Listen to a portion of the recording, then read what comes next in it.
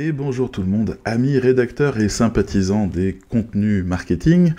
Je vous souhaite la bienvenue. On va regarder aujourd'hui Gemini Advanced, savoir s'il est plus ou moins à la hauteur de ChatGPT, étant donné que c'est la deuxième offre commerciale qui nous est enfin disponible en France, après OpenAI et son GPT-4.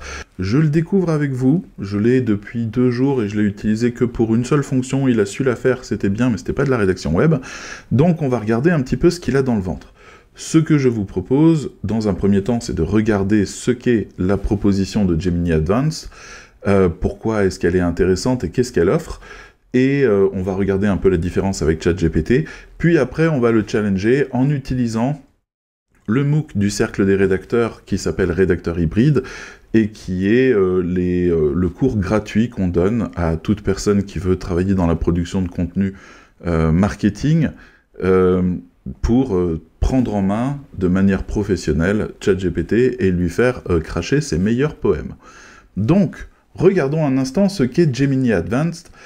Dans un premier temps, donc, il s'agit d'une AI, un LLM, un modèle de langage qui a été entraîné par Google.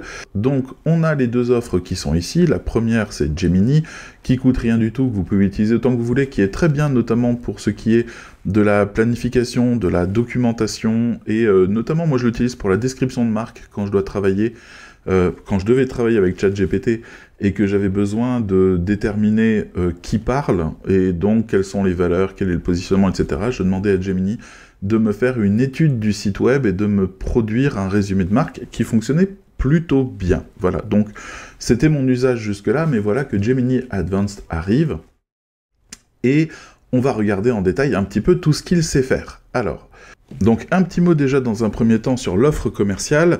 Vous voyez ici qu'il n'arrive pas seul. Gemini en fait s'intègre également dans Gmail, dans Doc et dans bien d'autres services.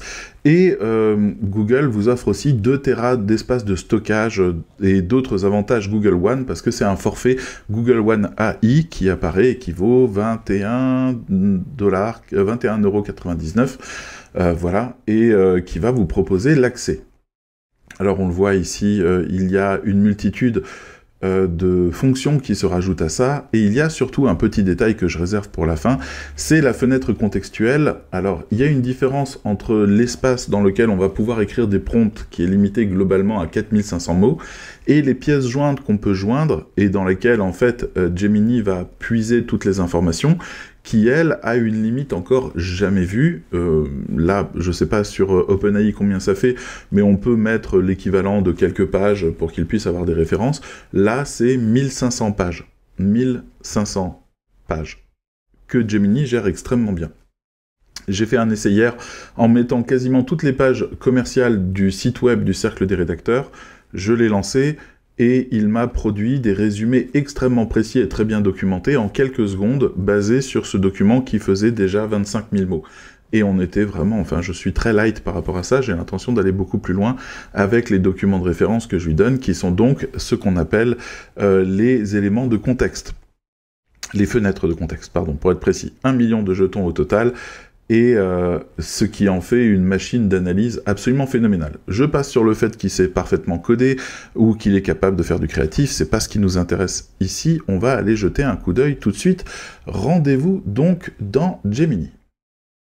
Nous voici donc dans Gemini, et pour l'instant je suis dans la découverte, donc il y a plein d'astuces que je ne sais pas, comme comment appeler les différents plugins qui sont déjà connectés à Gemini, qui permettent de faire des recherches d'hôtels, ou des recherches de transport, ou ce genre de choses. Ça on va se le garder pour un peu plus tard.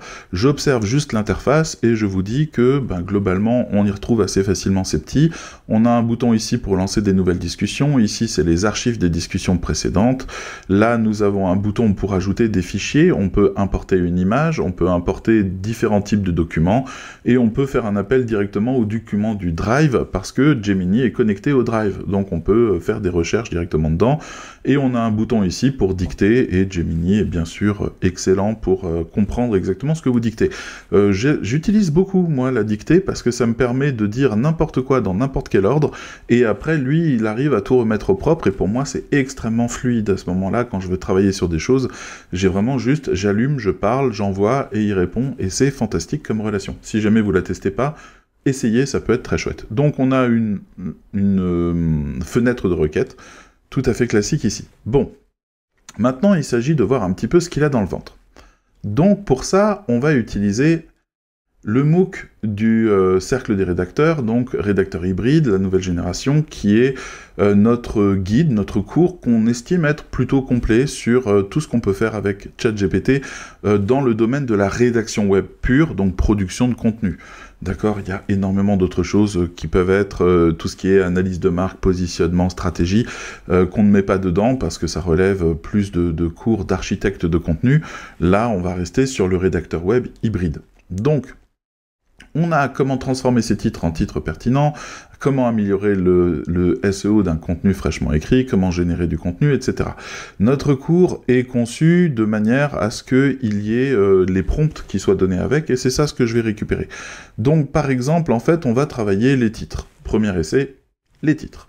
Donc là, une vidéo de démonstration, on va se la passer, et on va regarder le prompt directement. Donc le prompt que j'avais fait à ce moment-là, c'était de demander une série de techniques, 13 au total, pour pouvoir travailler sur le sujet de l'article, et il faut donner un article pour ça. Donc on y va, je récupère ça.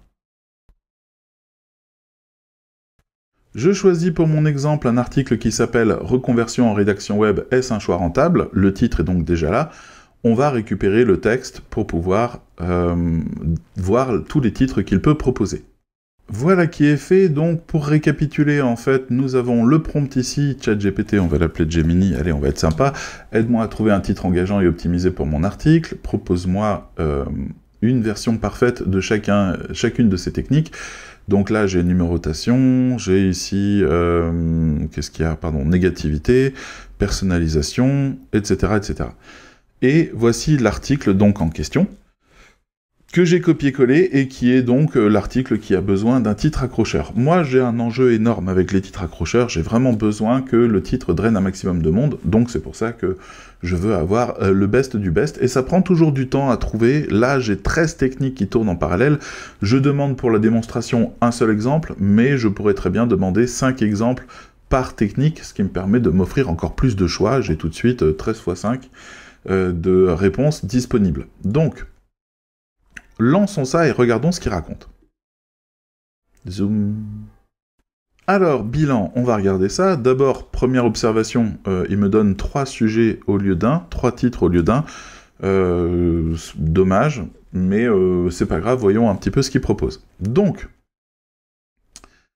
technique de numérotation, 3 chiffres clés qui prouvent la rentabilité de la rédaction web. Intéressant parce que mon texte, en effet, contient bien ces 3 chiffres. 5 stratégies infaillibles pour devenir un rédacteur web rentable.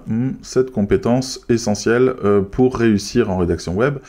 Est-ce qu'il se base bien sur le texte? Est-ce qu'on en parle? Là, il y a le marché avec les chiffres qui sont là, 51%, les chiffres de CMJ.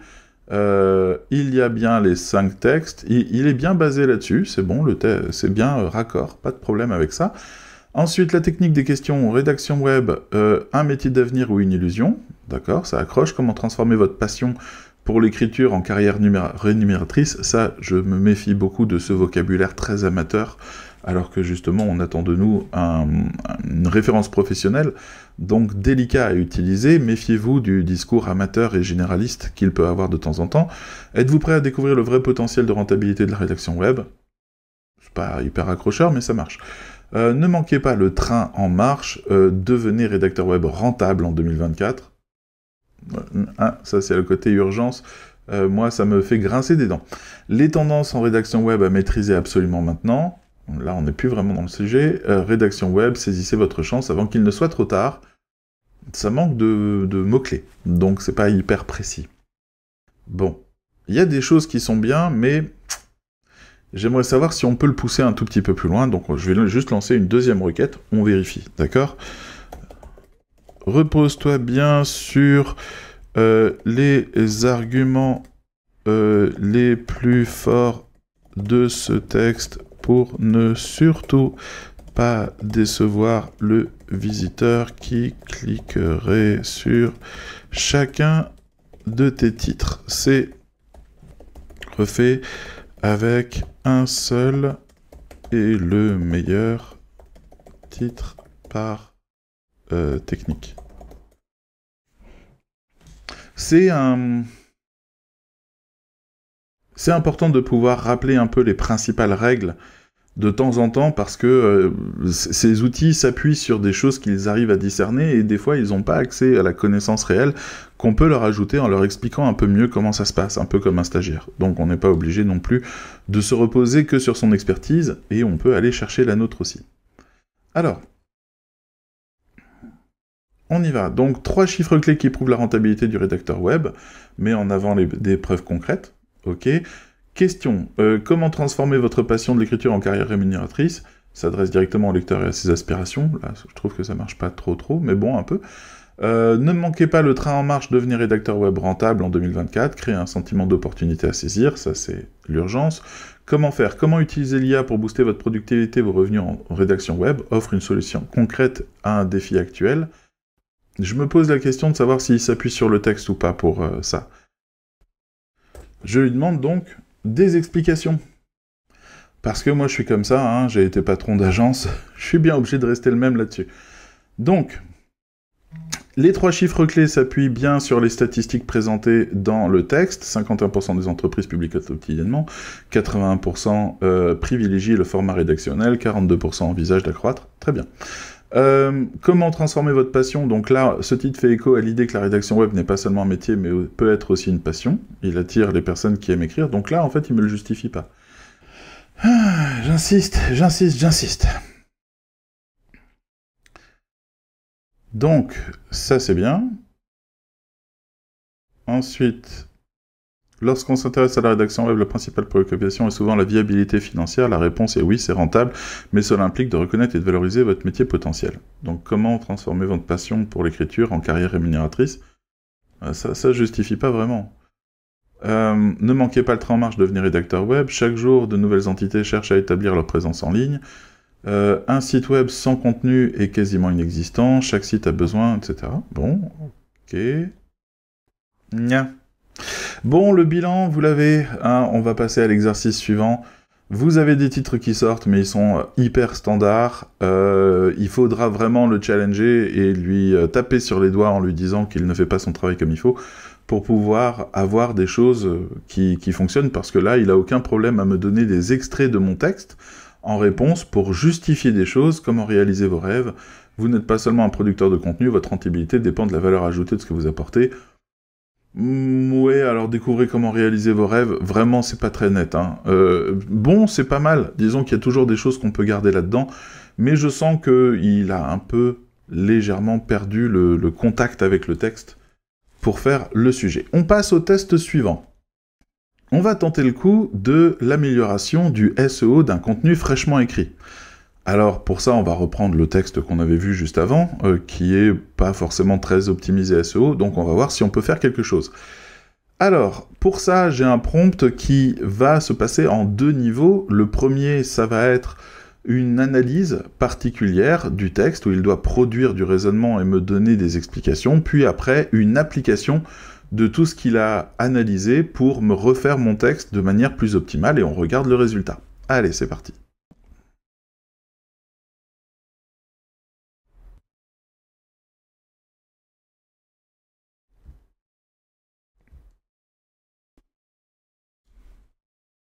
Voilà, je reprends. Donc nous avons ici toute l'analyse qui est demandée. Nous avons ici le texte que je veux enrichir. Nous pouvons y aller.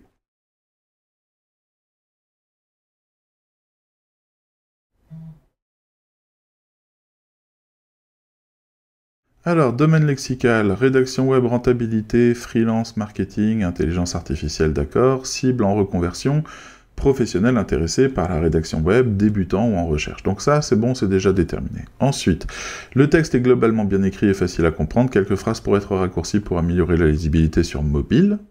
Ok. Structuration pour le SEO, la structure actuelle est correcte avec des titres et des sous-titres pertinents. Pour optimiser davantage, H1, remplacer rédacteur web, remplacer par rédacteur web un métier d'avenir rentable. Oui, ça concerne la reconversion, donc c'est vrai que les gens taperont peut-être davantage rédacteur web que reconversion. Le mot reconversion est peut-être pas très utile. Ok, donc selon lui en tout cas. Ajouter un H2, comment devenir un rédacteur web rentable pour regrouper les conseils pratiques. Ok, ajouter des H3 pour structurer les paragraphes plus longs. D'accord. Bon, ça va être un peu très découpé, mais pourquoi pas, ça rend les choses plus lisibles et souvent plus pédagogiques, donc ça peut être un atout. Les mots-clés principaux, rédacteur web, rentabilité, freelance, formation, rédaction web. Ok, mots-clés secondaires, marketing digital, contenu web, SEO, intelligence artificielle. Ok, pourquoi pas. La densité des mots-clés est correcte, mais il est possible d'intégrer davantage de mots-clés secondaires. La réécriture pour le SEO, donc un nouveau titre, rédacteur web, un métier d'avenir rentable, guide complet et formation. J'aime jamais trop ces articles qui sont pas tout à fait des... qui tiennent pas leurs promesses, je vous le dis. Voilà, c'est mon petit avis. Métadescription, donc découvrez si la rédaction web est un métier rentable, les compétences clés pour réussir et comment vous former pour devenir un rédacteur web freelance performant. Et les sous-titres optimisés, rentabilité, comment valoriser votre potentiel. Donc vous voyez que les mots-clés reviennent régulièrement. Hein. Donc le rédacteur web, rédaction web, les compétences, etc. Donc il tient bien la route. Il tient même mieux la route que ChatGPT jusque-là. Le texte présente un bon potentiel SEO avec une structure claire et des mots-clés pertinents. Les améliorations suggérées permettront d'optimiser davantage le référencement et d'attirer un public plus ciblé. Bref, recommandations supplémentaires, maillage interne, visuel, promotion, partager l'article sur les réseaux sociaux, etc. Bien. Donc, nous allons maintenant chercher le deuxième prompt. Le prompt 2 qui dit « Réécris le texte et, en gros, indique-moi les changements que tu as effectués. » Respecte totalement le style de l'auteur, etc. Je veux pas non plus qu'on dénature complètement mon texte. Voilà, donc maintenant, on passe à la réécriture optimisée en SEO selon sa propre analyse. C'est là où ça devient intéressant. Donc, le titre est fait, se lancer dans une carrière, surtout dans un domaine aussi différent que la rédaction web, soulève bien sûr des questions. L'une des premières est sans doute, est-ce vraiment rentable sur le long terme? Je vous donne quelques éléments pour nourrir votre réflexion. Donc, le texte de base, je l'ai ici. C'est exactement le même. Donc il ne dénature, il ne change finalement que ce dont il a besoin et rien d'autre. Et moi, ça me va bien parce que ça permet de vraiment progresser et de faire évoluer un texte au fur et à mesure. Donc les titres ont été changés, ça c'est bon. Le marché de la rédaction web, chiffres clés et tendances. Là, d'accord, il va beaucoup à la ligne, je sais pas si c'est volontaire ou pas, je sais pas si je faisais ça dans le texte d'avant. Comment devenir un rédacteur web rentable, les compétences indispensables, mobiliser. Bon, là, je vais, voilà, avoir la liste des modifications. Les titres, la métadescription a été faite. Les titres H1 et H2 remplacés et ajoutés pour une meilleure structuration et une meilleure visibilité des mots-clés. Sous-titres H3, ajoutés pour améliorer les mots-clés. Intégrer de manière naturelle dans le texte les différents mots-clés qui ont été sélectionnés en respectant la densité et la pertinence. Et les liens internes non ajoutés mais recommandés. Donc là, il doit y avoir des indications par endroit en disant « pensez à faire un lien interne là-dessus ou là-dessus ». Voilà, et j'ai un texte globalement optimisé. Parce que en plus, il a été un peu réaligné en termes de vocabulaire sur la cible qui a été déterminée. Donc pour le coup, c'est particulièrement optimal. Bon, bah ça je valide. En tout cas, si ça ne nous fait pas gagner, ça nous fait beaucoup avancer sur ce chemin-là. Allez, un troisième essai. Allez, pour ce troisième essai, je vais tenter de lui faire la structure d'un article de blog. Parce que, oui, ça peut être compliqué de faire une structure originale et intéressante, pertinente et parfaitement alignée avec ce que le client veut et avec sa communication lorsqu'on veut écrire un article de blog. Beaucoup de gens pensent que écrire un article de blog, c'est quelque chose d'assez régulier, assez facile, assez sur des rails, vous voyez, ça avance tout droit. Non, ça dépend vraiment d'un énorme contexte de communication, et l'intelligence artificielle est là pour nous aider à débroussailler tout ça et à réussir à optimiser ça. Donc, allons-y pour le prompt. Aide-moi à créer la structure d'un article de blog basé sur les informations suivantes. Ah, zut, j'ai plein de choses à remplir. Alors, on va essayer d'utiliser ChatGPT pour remplir ces choses-là. Pardon, Gemini. On va essayer de rester 100% de Gemini sur ce coup-là. Donc, commençons par le commencement. On va travailler sur le cercle des rédacteurs Comme ça sera plus simple. J'ai pas envie de me faire engueuler parce que je touche à d'autres trucs. Je vais lui dire, je veux écrire un article de blog qui intéresse ma cible et qui met en avant ma nouvelle formation d'architecte de contenu. Voilà. Je vais te demander dans un premier temps d'aller voir un site web et de répondre à ces questions. Voilà, les fameuses questions. Je vais virer ça. Hop. On va sauvegarder le sujet de côté, l'angle aussi. Hop, position de la marque, ressources à exploiter. Bip, bip, bip, ça je vire aussi. Et ça aussi. Donc normalement, en fait, c'est des informations que vous avez eues par ailleurs. Hein. Donc, je crois que j'ai complètement oublié de... Très bien. Le cercle des rédacteurs. Ah là, va chercher bonheur. Voilà, donc, là j'ai une analyse. Position de la marque, organisme de formation, expertise, accompagnement personnalisé, communauté, d'accord, promesse, transformer les passionnés d'écriture en rédacteurs web professionnels et autonomes. Bien. Donc, maintenant que j'ai ces éléments-là, je vais garder ça de côté. On va ressortir notre prompt, qui est ici, et je vais lui dire... Gemini, aide-moi à créer la structure d'un article. Donc là, le sujet, on va dire... qu'est-ce que je peux faire? On avait déjà un sujet avant. C'est se reconvertir en rédaction web en 2024. L'angle, c'est bon. La position de la marque. Donc ça, l'angle, c'est inviter à découvrir notre MOOC architecte de contenu, qui devrait être sorti au moment où vous regardez la vidéo, sinon c'est dans les tout prochains jours, on est en train de le finir. Position de la marque, ressources, ça j'ai pas, si, le site du cercle des rédacteurs, public cible, ça c'est bon. Donc, ok,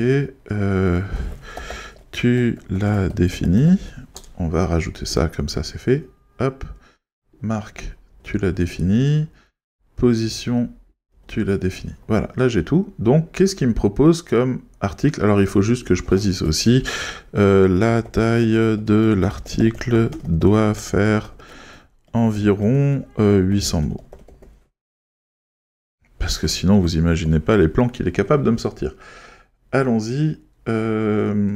Donc, il sait qui on va attirer. Il sait qui on va attirer. On a le public, je crois. Position de la marque, public cible, les débutants, les personnes en reconversion. Donc, il sait qui on va attirer et il va aller les chercher à partir de là où ils sont pour les amener à là où on est. Donc, j'ai donné les éléments de contexte qui sont absolument nécessaires pour la compréhension de l'intelligence artificielle, mais moi-même aussi, de la même manière. On va pouvoir regarder, alors déjà, il me fait une multitude d'approches. Donc, les titres accrocheurs, rédacteur web, votre nouvelle carrière 2024, de 0 à rédacteur web pro, la reconversion qui a du sens. Bon, on peut retravailler les titres, hein, ça c'est pas forcément un problème. L'introduction, donc là, il me donne l'annonce de la présentation détaillée de ce métier, la reconversion en rédaction web, l'ennui professionnel, l'ennui de changement, intéressant. Le corps, qu'est-ce qu'un architecte de contenu? Définition claire et concise. Donc, faut imaginer, hein, la personne, elle arrive dessus, elle vient de cliquer sur 2.0 à rédacteur pro, non, envie d'un métier créatif et flexible, devenir architecte de contenu. Par exemple, mon sujet, c'est pas tout à fait ça, hein, juste se reconvertir en rédaction web en 2024. Bon, là, il va directement à la fin. Ça peut être attractif, hein, ça peut être très attractif, mais on va rester sur rédacteur web, votre nouvelle carrière en 2024, point d'interrogation. Oui, c'est possible, en plus. Comme ça fait un peu spoil. L'accroche, ça va être donc l'ennui professionnel, j'imagine. Et là, on arrive, qu'est-ce que l'architecte de contenu? Donc là, il y a déjà quelque chose qui fonctionne pas très très bien. Pourquoi se reconvertir en architecte de contenu? il est un peu troublé par le fait que je veux amener les gens à quelque chose, et que, bon, pour lui, en même temps, rédacteur web et architecte de contenu, on est sur la même chose. Et c'est vrai que l'un est l'évolution de l'autre. Donc, ça peut avoir du sens. Ensuite, donc, tendance du marché, besoin croissant de contenu web de qualité, d'accord, opportunité d'emploi, pourquoi se reconvertir? Alors, on est sur le... Reprenons, essayons d'être un peu organisés. D'abord, on est sur la définition. La première partie qu'on doit faire dans un article de blog, c'est équiper le lecteur pour comprendre complètement les enjeux. Donc là, définition de l'architecte de contenu, puis pourquoi est-ce que l'architecte de contenu est pertinent, puis comment devenir architecte de contenu, puis conclusion récapitulative des points clés. J'ai jamais vu des gens faire ça en conclusion d'un article. Hein. C'est une lubie des intelligences artificielles qui vous sortent ça à chaque fois, le faites pas. Hein. Les gens ont autre chose à faire qu'à lire un récapitulatif de ce qu'ils viennent de lire. Mais il y a quand même une petite stratégie derrière qui est de dire que les gens ne lisent pas l'article, ils lisent l'introduction et la conclusion principalement, et après ils décident s'ils lisent l'article ou pas. Donc on met dans l'intro ou dans la conclusion parfois des éléments qu'on veut transmettre. Voilà, et les conseils supplémentaires, des visuels, etc. Bon, est-ce qu'on est satisfait? Ben pas trop. Donc on va voir comment ça se reproduit si jamais je lui donne quelques éléments de contexte supplémentaires. D'abord, voilà, je vais lui écrire ça, histoire qu'on ait une discussion un peu plus claire. D'abord, je ne veux pas une présentation de l'architecte de contenu, je veux qu'on se base sur les raisons de la reconversion avec l'intro qui parle de l'ennui, écrit là d'ailleurs. Ensuite, je veux qu'on présente l'architecte de contenu en tant qu'évolution du rédacteur, et je veux aussi que le rédacteur soit analysé en tant que destination moins garantie à cause de l'IA. Donc, vers l'architecte. Bref, je veux obtenir un effet d'engagement dans le MOOC de l'architecte avec un raisonnement qui démarre de là où est la personne qui veut se reconvertir, jusque là où on en est nous, professionnels de la formation et experts du domaine. Voyons s'il a de l'astuce dans les idées. Donc, commençons par un titre accrocheur. L'IA va-t-elle vous piquer votre job de rédacteur? Donc, pas si vous faites ça. Ça, c'est un... Il est vraiment démarré de l'idée que les gens en reconversion ne connaissent même pas le vocabulaire professionnel. Hein. Donc, retour en arrière. Et on parle de choses très simples. Donc, reconversion réussie, passer de simple rédacteur à architecte de contenu. Mettons. Ras-le-bol du quotidien, donc je vais demander d'écrire l'introduction, vous rêvez d'un métier créatif, flexible et porteur de sens, vous n'êtes pas seul. En 2024, la reconversion professionnelle est plus que jamais d'actualité, et si vous envisagez de devenir rédacteur web, attention, pas n'importe quel rédacteur, car avec l'essor de l'IA, il va falloir vous démarquer. La bonne nouvelle, une évolution passionnante de ce métier s'offre à vous, l'architecte de contenu. C'est pas mal. Donc, rédacteur web, un métier en pleine mutation, donc là, l'attrait de liberté, l'ombre de l'IA, la nécessité de se différencier, la transition vers l'architecte de contenu, une évolution naturelle. Ouais, très bien, moi ça me va, c'est bien, c'est vraiment pédagogique, et ça pose les bases, on démarre bien de là où est la personne, et comment en fait on va construire son raisonnement à partir de ce qu'elle croit être la rédaction web, qui est une réalité, et puis ce que la pression actuelle de l'IA mène comme changement. Donc la personne, à partir de ce premier bloc, est instruite de la situation, nous pouvons donc développer du propos derrière. L'architecte de contenu, le rédacteur web augmenté, donc la définition de l'architecte de contenu, explication, maintenant qu'on l'a introduit, on va l'expliquer. Pourquoi c'est l'avenir, demande croissante des entreprises, rémunération attractive, etc. Très bien. Puis devenir architecte de contenu, le tremplin du cercle des rédacteurs, les défis de la reconversion, notre MOOC, présentation, pédagogie, pratique, etc. Donc une petite présentation du MOOC en lui-même. Voilà, résultat, les compétences, portfolio, insertion, donc accompagnement, c'est quoi ça ? Pédagogie, accompagnement suivi individuel coaching, non mais ça va pas mon loulou, j'ai oublié de t'expliquer ce que c'était que le MOOC, je peux pas faire ça. Et résultat, compétences opérationnelles, ça c'est les promesses du MOOC en question. Et la conclusion, ne laissez pas l'IA dicter votre avenir, prenez les devants et devenez architecte de votre propre réussite. Le cercle du rédacteur vous accompagne dans cette aventure passionnante. Donc là, je peux rajouter des éléments et notamment une page de vente autour du MOOC afin qu'il puisse s'en imprégner et il va corriger ces petits détails pour renforcer. Mais là, on a un plan de texte qui est pas mal du tout. C'est-à-dire que c'est un plan marketing qui a une conversion.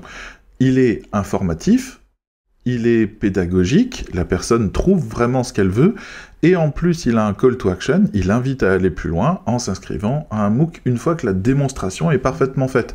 Ça, c'est le genre de choses que je valide. Pour moi, ça, c'est un bon texte. Mais bon, il a fallu faire quelques essais. Voilà, c'était une première introduction à Gemini Advanced que je vais tester de fond en comble dans les prochains temps. Je vais même travailler plus qu'avec lui pour pouvoir me familiariser. J'espère que cette vidéo vous a plu. Si elle vous a plu, likez-la, parce que moi je reçois le signal que je vais en faire d'autres, parce que j'ai un public qui s'intéresse à ça, et commentez-la bien sûr si vous avez des questions, si vous voulez d'autres retours, ou si vous avez vos propres observations, parce que c'est également un lieu de discussion. D'accord, je serai jamais la star du web, c'est pas pour la fame que je vous demande ça, c'est vraiment parce que vous m'envoyez des signaux qui me permettent de savoir que ça vous a intéressé et que ça vous a plu. Je vous dis à bientôt, et peut-être pour de prochaines éditions, si jamais vous me montrez que ça vous intéresse. Allez, je vous dis ciao.